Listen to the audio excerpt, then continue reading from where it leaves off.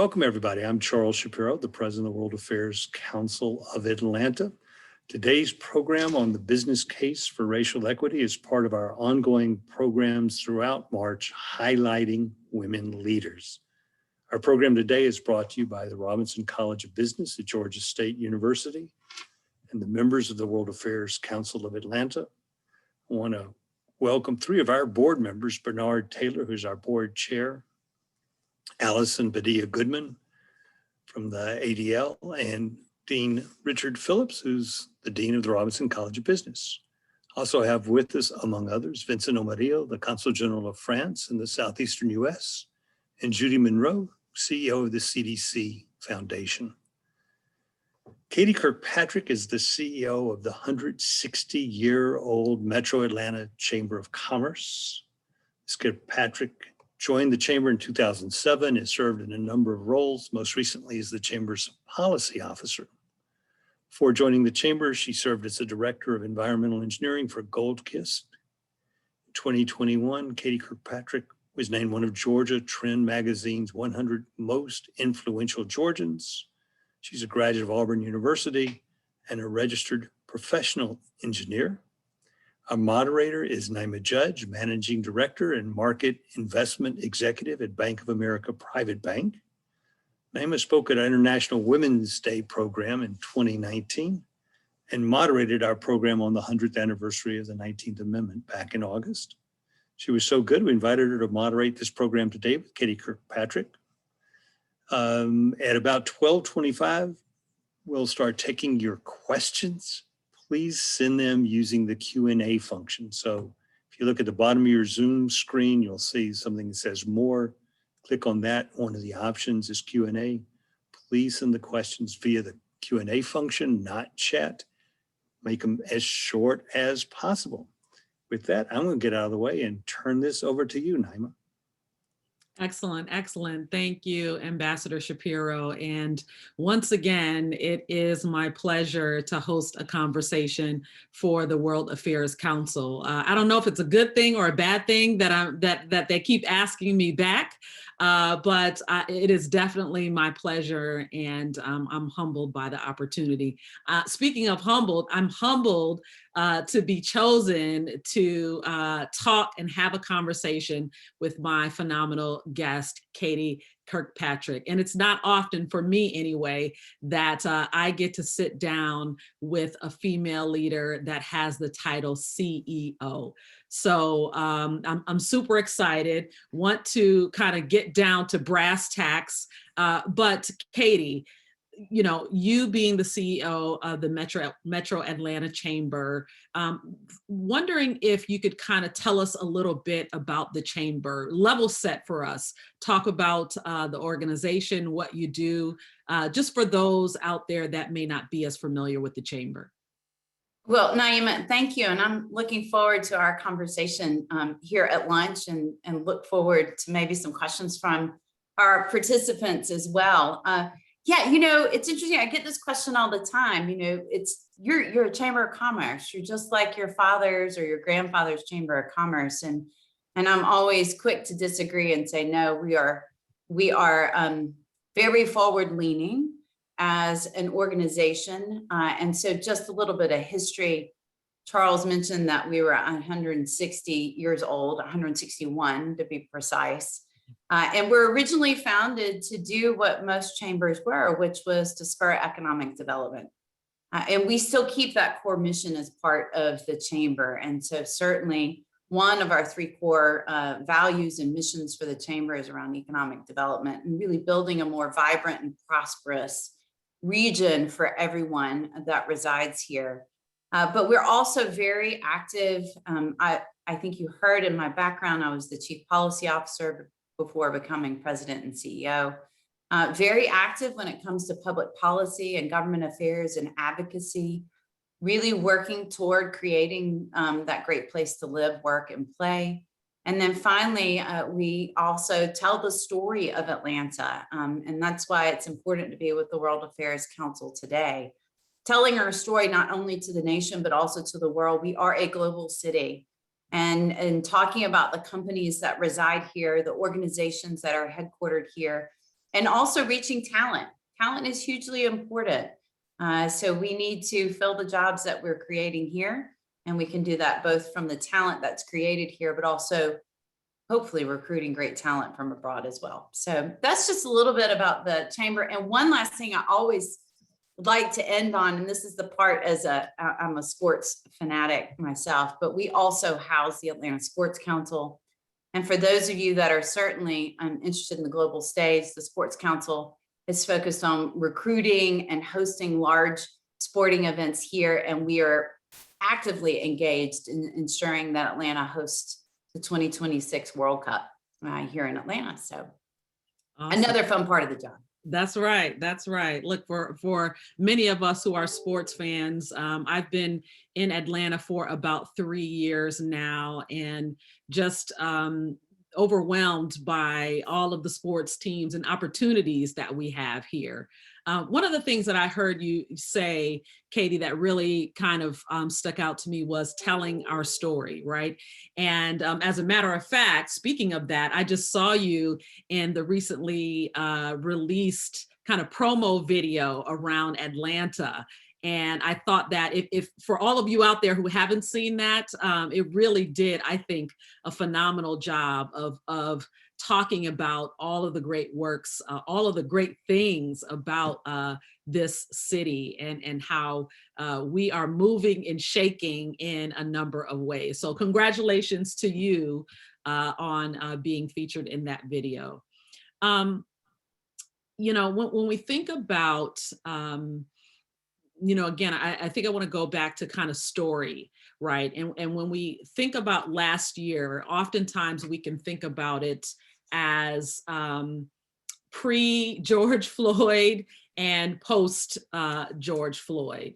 And with the pandemic and everything that happened, from your perspective, can you tell us a little bit, Katie, about the story last year for the Metro Atlanta Chamber, and maybe how you all had to shift amidst all of the things that were transpiring in the year 2020?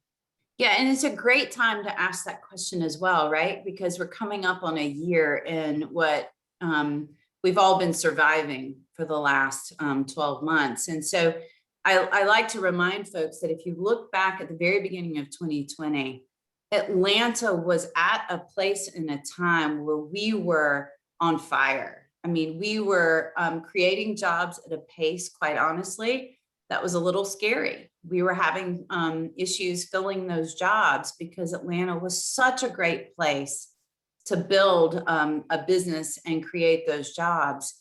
We had just announced something called the Global Health Crisis Coordination Center, GHC3, which is leveraging business and our global health organizations here. There was just an energy, and then the pandemic hit. And we all, I think, recognized the cliff that we all went tumbling over on Friday, March 13th. And so like every organization that's probably sitting here listening today, we certainly had to pivot. But I would tell you, we pivoted cautiously because we needed to stay true to the core mission of the chamber, which was grow, advocate, and promote. How do we do that in this new normal? And then how do we recognize what we are seeing in our community? A public health crisis and the equity issues and disparity that we were seeing as we moved almost daily through those first several months of the crisis. We certainly had an economic impact. We saw many small businesses, and at a disproportionate level, our Black businesses, our brown businesses, impacted at a higher negative rate than many others in the community. And then at the same time, of course, you referenced George Floyd, but if you think about Georgia, Ahmaud Arbery happened in February and was not brought to light until May. Yep. And then you had Rayshard Brooks in June and Sequoia Turner at the end of June. And all of this colliding at the same time. And each one of those components includes equity. And so for us, staying true to the grow, advocate, and promote piece was very important for us as we pivoted. but we also worked to build into, and this was part of how I thought about coming into this role, because I came into the role June 15th. We needed to also build in work around public health, economic recovery, because we recognize the pandemic would end. It will end. And thankfully, I believe we're on that trajectory now, thanks to the vaccines. But then also around racial equity. And that work is enduring and longstanding and intentional. And so we leaned into all three of those, as we called them, lenses, as we worked through our normal work streams of grow, advocate, and promote. And so we had to pivot in that manner, but certainly driven by what we were seeing in the community. Yeah, I love that. Grow, advocate, and promote. It's so succinct, yet so powerful at the same time. And I see, as I want to shift here into talking about the plan, right? The plan as in ATL for racial equity. And I see those three things interwoven into that plan: grow, advocate, and promote. So I'd love for you to share a little bit about ATL for racial equity, that plan that I'm sure you've been working on, and information has come out around it earlier this year. So can you talk a little bit about that plan? Give us kind of a high level overview, and then I'll have some follow-up questions around that. Sure. And I think it's important when we talk about ATL Action for Racial Equity to really think about the journey. And this began, again, I came in right at a pivotal time in our community, but we were listening to our investors, which said, how do we as a business community use collective action to impact racial equity in our community? There was no doubt that each company was asking themselves, what can we do within our own institution? But like, how do we do this collectively? And that's what I heard as a message back to our organization, and as I came in with as a leader. And so we worked through a really diligent, intentional process, where we started obviously by listening, which I think is very important, to employees, to our community, to stakeholders, the customers. We then moved through a process with our executive committee, where we said, look, there are 30 plus areas where the business community could lean in and leverage our business strengths and collective action. Where should we start? And I think that's an important point here. The plan that we launched in February is a starting point. It's not intended to be the ending point. It's the starting point. So we got that feedback, and we worked through the fall looking at data. We believe it's very important to have some benchmarking and baseline, and really data to drive some of the decisions that we made. And then we worked finally through a steering committee to land where we did. And so on February 9th, we launched the ATL Action for Racial Equity. It includes 4 focus areas where we're starting. And as Deisha Barnett, who has been my colleague, she's our Chief Brand and Communications Officer, and also leads our diversity, equity, and inclusion work at the Chamber, and my colleague on this project. She says, in some ways, we're building this plane as we're flying it right now. But we launched on February 9th with 4 focus areas. And I think from an important aspect here and a differentiator for Atlanta versus probably the rest of the country, our work is focused on our Black community and Black talent.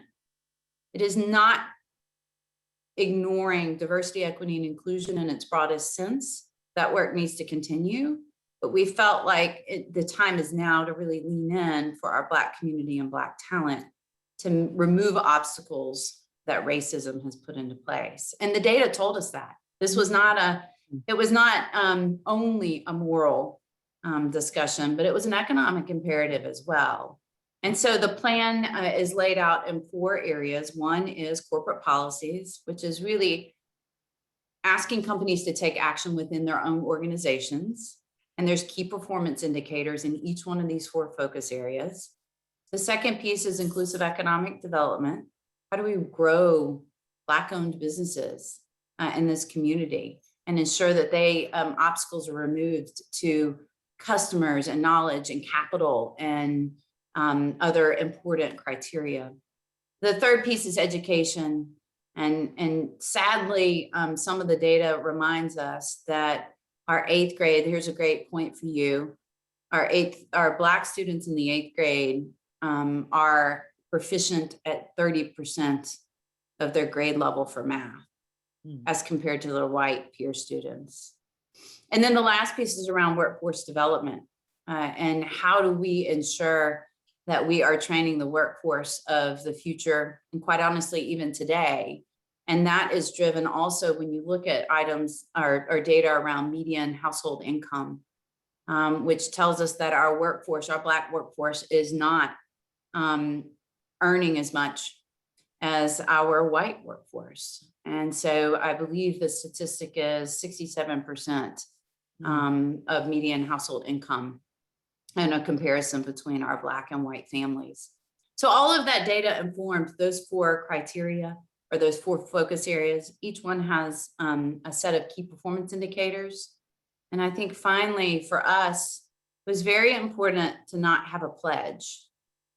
What we want people to do is commit to action. And action then drives outcomes. And we ultimately will baseline against those KPIs and then do an annual metrics and measurement survey, and then share that data with the community. So that's where we are. I can dive deep in each one of those, but that's the journey and where we landed. Our corporate policies work is done and up on our website. We are finishing out the final 3. They're kind of sequenced. So more to come on those as well. Well, there was so much to unpack there. One of the things that I want to lean in on is the corporate policies, and really focused on, looking at those 3 items. There's people, there's talent pipeline, and then there's HR policies. And I think about myself, as I was kind of reflecting on that and those 3 things, kind of focusing on the Black workforce here in the Atlanta area. And for me, I have an African middle name. And I made sure that I didn't put that middle name on my resume. When the George Floyd situation happened, I wrote a letter to my son trying to kind of explain some of these things to a 12-year-old at the time. And one of the things that I talked about in that letter was the selection of his name and how my husband and I, how my husband and I purposely didn't pick an African name because we didn't want his resume put to the side because he was Black. So, when I think about this focus from the standpoint of corporate policies, right, I really hope that even though I made those decisions in my life, that with a focus around Black talent, these things will no longer be a hindrance. It will really be a benefit like any other benefit would, especially given what's on the resume, right? And so I just wanted to ask you a little bit about that corporate policy piece, because I know that you had to have a lot of the businesses kind of agree to this, right? And so talk to me a little bit about those conversations, what that looked like. Was there just, a general agreement around that? Was there pushback? Tell me a little bit about that. Yeah, well, first, Naima, thank you for sharing your story. And I think those are the types of stories that we all need to listen to. And that's why we need the ATL Action for Racial Equity, because ultimately those obstacles should not exist. And so that's why when we worked through the corporate policies, KPIs, as well as the playbook, we broke them down into the 3 areas that you talked about. So for instance, when we're thinking about policies, it was very intentional that we looked at things like pay equity thinking about how you actually do candidate selection so that someone doesn't dismiss a resume based on a name, or potentially even excluding folks based on educational attainment. And I like to give the story, and maybe also share this with you all as well. You know, the Metro Atlanta Chamber also signed the commitment for action. We are an organization that employs folks, so we have an opportunity to make a difference, a positive difference within our own organization. And so we have been thankfully able to hire over the last several months, and we are reassessing how we actually implement that hiring process. And for the first time ever, posted a job that did not have educational requirements in it. We just described the skills and competencies that were necessary for the position, and then worked through the new processes we had in place to ensure that our candidate pool was diverse and that there were no obstacles in that hiring process. So again, it's one of those small actions, though, that if we get collectively hundreds of businesses doing at the same time, and we can measure that progress, then we will see those positive outcomes that we are looking for folks like your child that you described at the very beginning. So one of your questions was also like, how do we get corporate buy-in here? How do we get company buy-in? And what was just fascinating and also left me sometimes speechless was Disha had the foresight and forethought to pull together the diversity, equity, and inclusion leaders from our corporations, large, small, it didn't matter. If you had DEI requirements in your job, we welcomed you to this virtual table that we created. And that group has grown tremendously, number one. But number two, they helped us understand those conversations that were happening on a daily basis within companies, both in the positive direction, but also the pushback that came with it. And so I would like to say we struck a good balance of selecting a set of key performance indicators that, one, reflect what some best practices are today, and then also kind of leaning forward and pushing a little bit and encouraging companies to take a courageous step forward on a few of the others. And then the last piece I'll share with you too is it was very important for us to recognize that each company, regardless of size, is at a different place in this journey. And so you could be a small company that has been a powerhouse and is really at the leading edge of working on equity issues. And you could be a multi-billion-dollar company that hasn't had any progress yet. And so recognizing that each company is in a different place in their journey, we structured our playbook to recognize that if you're beginning this process, here is a set of actions you should be looking at. So in other words, don't get overwhelmed by what your leading companies are doing. Let's just take that first step. Let's make that small progress, because ultimately we want people to push along that continuum. So it is structured in that way, recognizing every company, regardless of size, is in a different place. And that was good feedback that we received as well from the roundtable conversations that we had with various companies. Yeah, all of the envelopes that I was getting ready to push on, you were there, because I definitely wanted to ask around the focus on the Black community, and you said, right, the data specifically spoke to that, and so sometimes it's hard to refute what the data says. Now, along those lines, though, if we think about diversity, specifically ethnic diversity and gender diversity, right? The data tells us, the topic of this discussion is the business case for racial equity, right? And so there's been so many studies that have been done already in terms of why having diversity throughout the organization, as well as tops of organizations, really does hit the bottom line. And so you would think that that data would drive this process, would have driven the process earlier. And so from your perspective, do you think that it's the climate now that we're in, where we're really, this is a two-part question. Do you think it's the climate that we're in right now that maybe has accelerated this process, even though we've had data kind of speaking to that in the past? And then the second question is around accountability, right? It's great to have a playbook. It's great to have these metrics. It's great to say we're committed, but how do we hold our local businesses accountable? How do we actually execute now?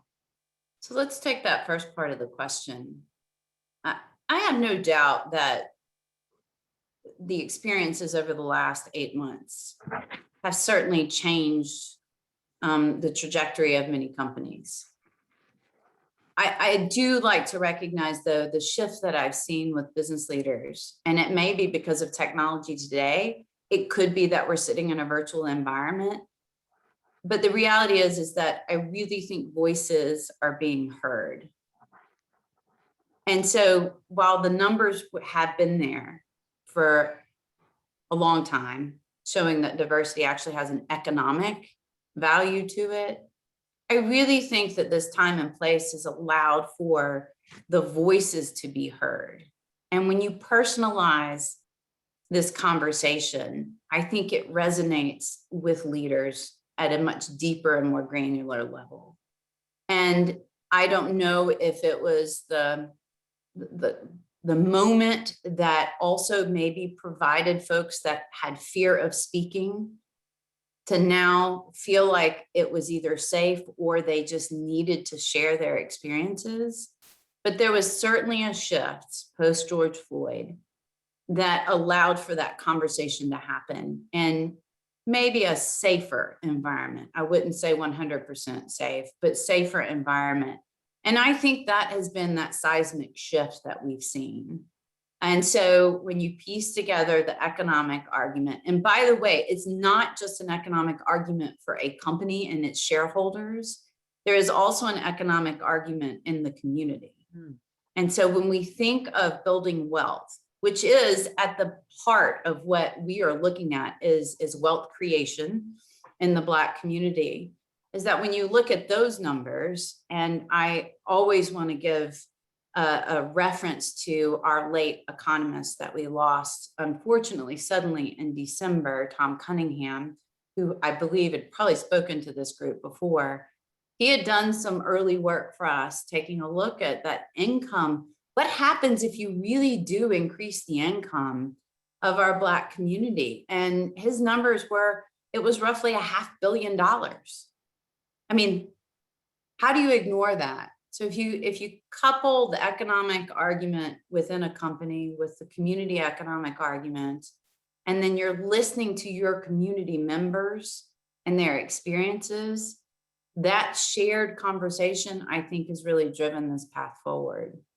Now, I have often said too, as well, that this is a generational journey. We did not get to this time and point over the last year or 5 years or 10 years. This is decades, centuries that has led us to this point. So my goal in leadership at the Chamber is, one, to put a program that will live, right? This is not something that we check the box and in a year's time we say, yay, we did it. This needs to be something that is ingrained in our business community, that it isn't a special project. It is not, it just becomes who we are in our DNA, and that it will always be part of that core conversation. We have a core competency in the business community here. And so as long as I'm a leader of the Metro Atlanta Chamber, it will be that core competency that we will talk about with our businesses, whether or not you're here today or maybe relocating here. This is a conversation we will have within the business community. And last, I'll tell you, this is what was, when we were thinking about how do we launch a program like this, by background, I think you heard I'm an engineer, and I know that you have to measure to make progress. And I think also for our community members, if we're going to say we're going to take action, I think we authentically need to share progress or lack thereof. And it's okay to fail. That's the other thing I think is very important is let's set forth a plan and let's say where it worked and where it didn't work. It's okay if something didn't work, because that gives us an opportunity to pivot and reimagine how to make progress in that certain KPI. So we'll be doing an annual report that will share progress or lack thereof. And then the other piece too is I also think it's important to do it in a way that also calls out those bright spots. So if we see a company or companies maybe using a certain set of best practices, let's highlight it so that we can share it into the broader community. It shouldn't be hidden. It shouldn't be, kind of held close to the vest, but we need to be able to share that information. And there's safety in numbers. So I think that's how we hold people accountable is we report out and share with the community. Absolutely. And that's one of the many things that I specifically was drawn to around the playbook that you created for those corporate policies, right? It really just talked about like, these are not hard and fast rules. These are guidelines and suggestions. I love the fact that it really addressed companies at any level, right? That you could be at the very beginning stages of this, or you could be an industry leader. And then just to your point, the fostering of the sharing of information, right? Because there's strength in numbers. And when you have this collective, especially in a local community, from my perspective, I think it really creates that strength and that momentum to kind of push this forward. So I know I'm super excited. Looks like you were gonna add something. Go ahead. Yeah, I wanted to jump in and also recognize that we're not the first to think through this, right? And so we recognized early on that we can't do this work alone either. So it's very important to work with nonprofits, organizations, stakeholders that are already advancing this work. And really making sure that there are connections, right? There are certain things that we as a chamber can do well, but I'm going to tell you most of it, we aren't the subject matter experts. So our job is to connect and convene to those subject matter experts and make sure that we're leveraging those in the community that really know how to do this work. And so I was remiss in not acknowledging that either. Great, great. So we have some questions coming in, but before I transition to questions, I've got a couple last questions selfishly that I want to ask. I'll go quick. How about that? But the first thing is for those that are on the line that are watching this, that aren't yet involved, Katie, how do they get involved, right? Do they have to be members of the chamber? If someone's sitting there saying, I love what they're talking about, I want to take action, what do I do? Very easy. No, you do not have to be a member of the Metro Atlanta Chamber. 2, visit www.atlracialequity.com and you can sign up right there on the website. And 3, be an advocate within your company or your organization. Nonprofits can also join this as well. This isn't restricted just to businesses. All right. I'm trying to be quick for you. There you go. There you go. I appreciate that. So now to my selfish question, yesterday was International Women's Day, and the Chamber the World Affairs Council, as part of their programming, is celebrating International Women's Day. And so for you, you are a CEO, and what would you say to women out there who could not envision themselves with that title? It's such a great question. And the first thing I mentioned, one of the things I'm active in is women engineering organization at my alma mater, Auburn. And the first thing out of my mouth is, don't be afraid to fail.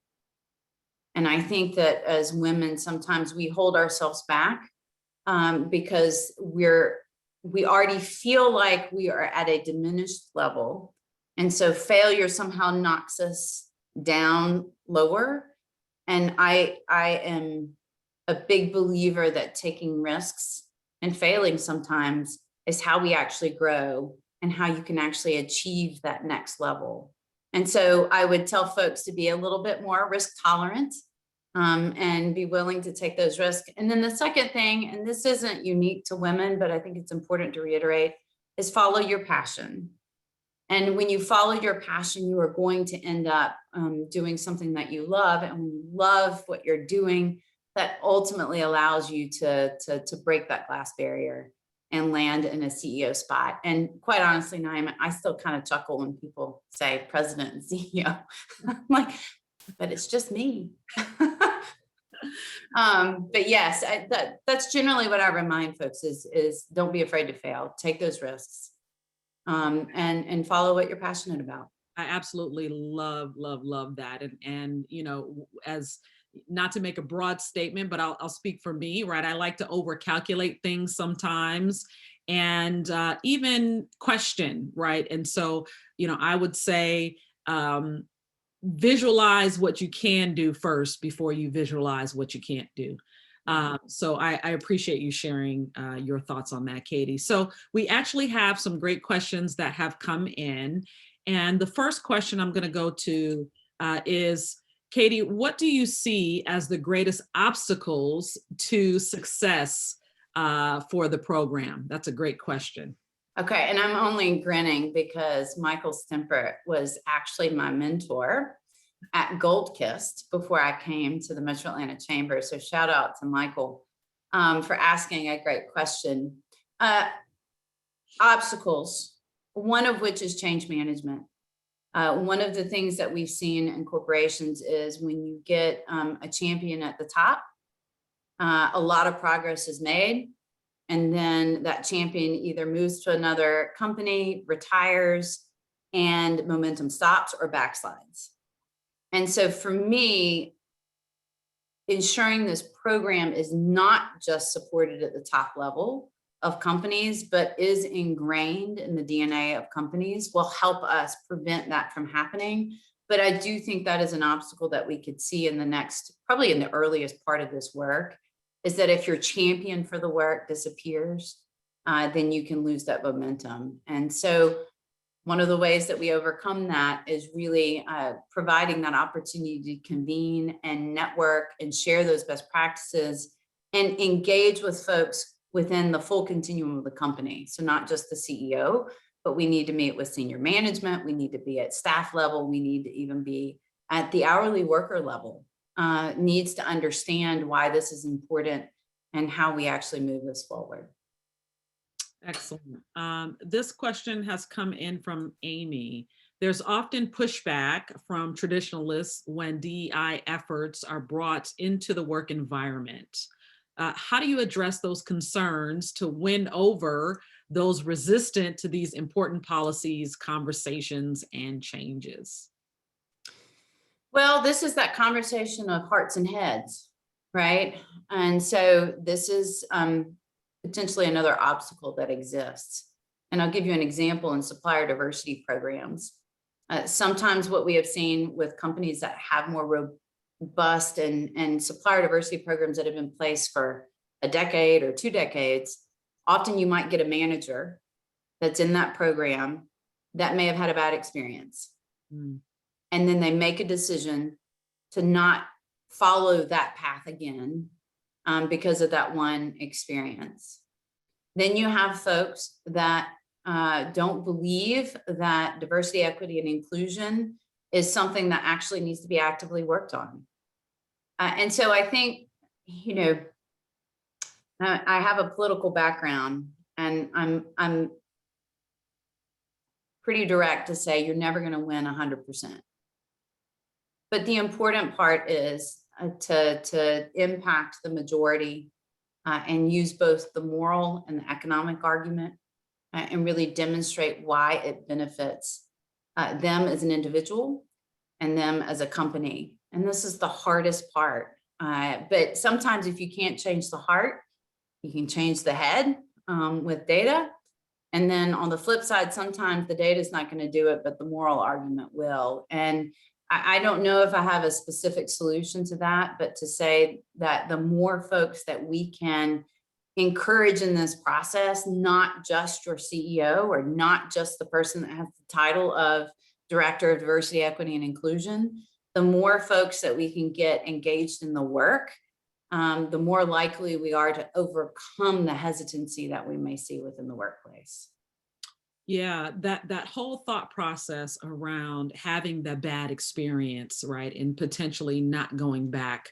From my perspective, one of the things that I often hear is we're going to take a risk on a diverse candidate, right?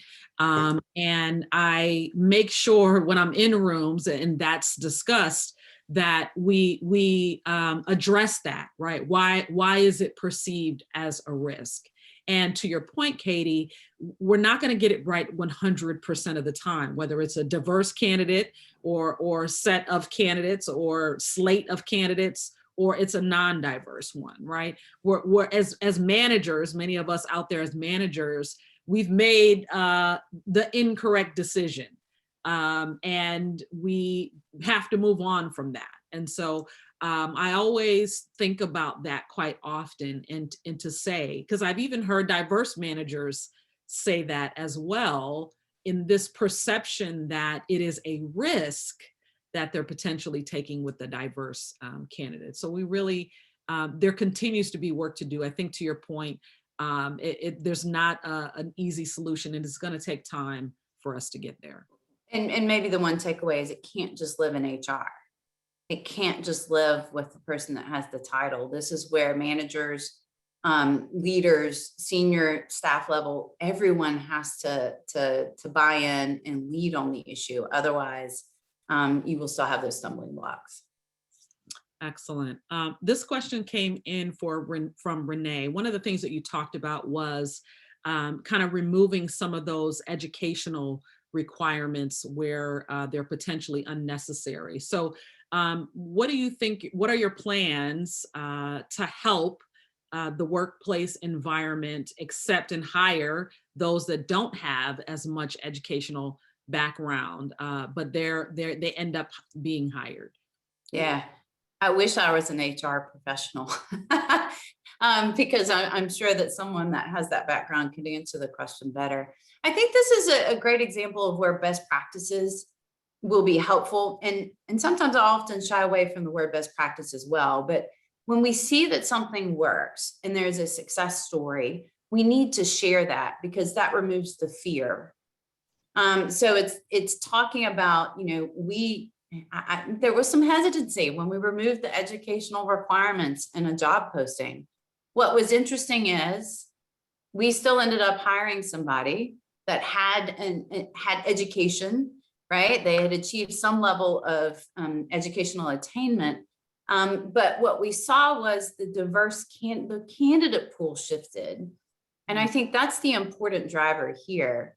And so to answer that question, Renee, I don't know if I can tell you all the specifics that go into making sure that that hiring process is as open and as diverse as possible. But through the ATL Action for Racial Equity, we will be leveraging those practices, sharing them across businesses so that folks can learn and implement through collective impact some of these practices going forward. But you know, look, I think there's, it's not just how we market a position, it's also how we actually interview and source through the applicants that come through. It's your hiring panels, right? Many people use panels, interview panels. You've got to make sure that there's a diversity on there as well, so that when you get to the end of the line, your candidates sitting there are the most qualified and you have an opportunity to have a diverse set for your selection. But I know that doesn't answer her question specifically, but part of it is just collectively leaning in on, you know what, it's okay if somebody has 10 years of work experience and a certificate versus someone that might have 4 years of work experience and a 4-year degree. There is an equivalency that can be brought forward based on varying levels of educational attainment. And part of it is me talking about it as well as a leader.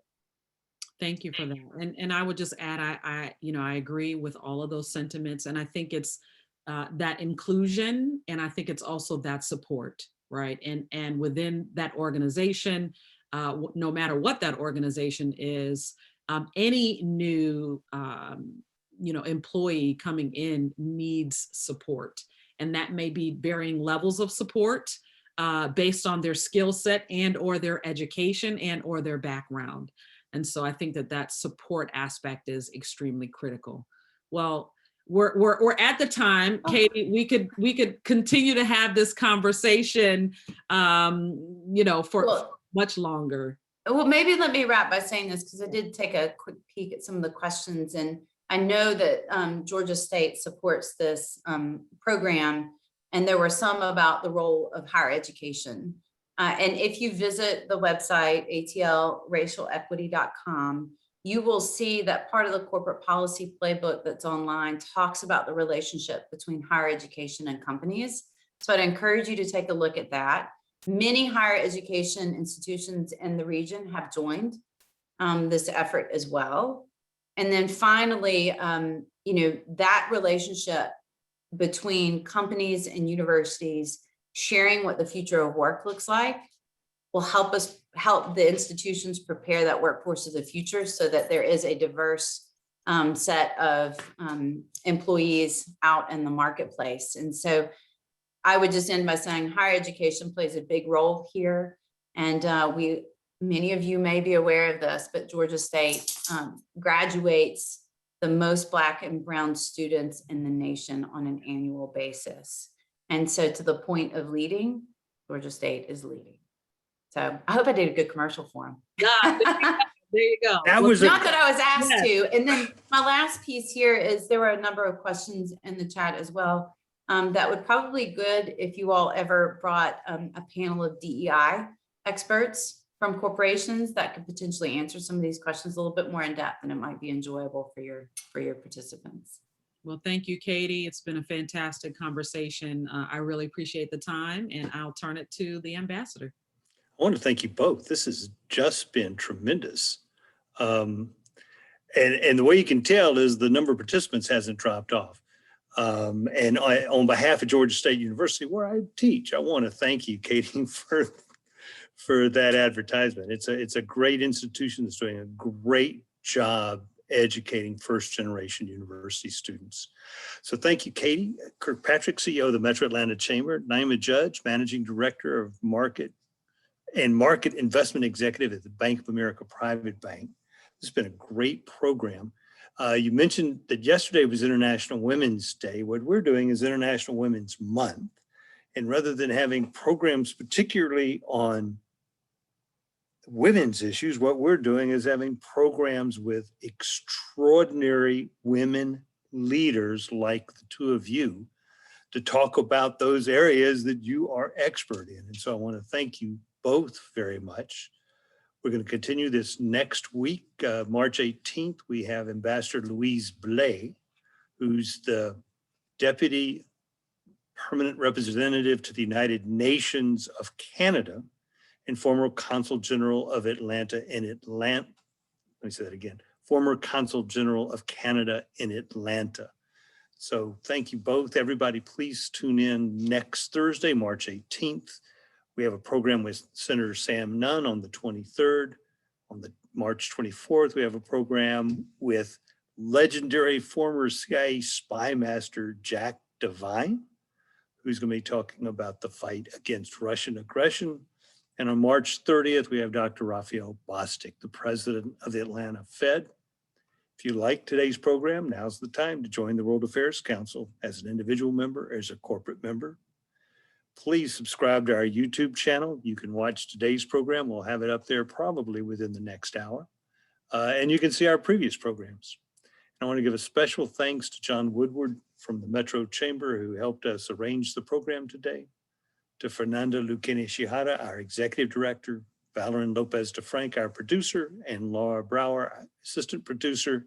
And finally, thank you again, Katie Kirkpatrick, CEO of the Metro Atlanta Chamber, and Naima Judge from Bank of America. This has been an extraordinary 45 minutes. Thank you both very, very much.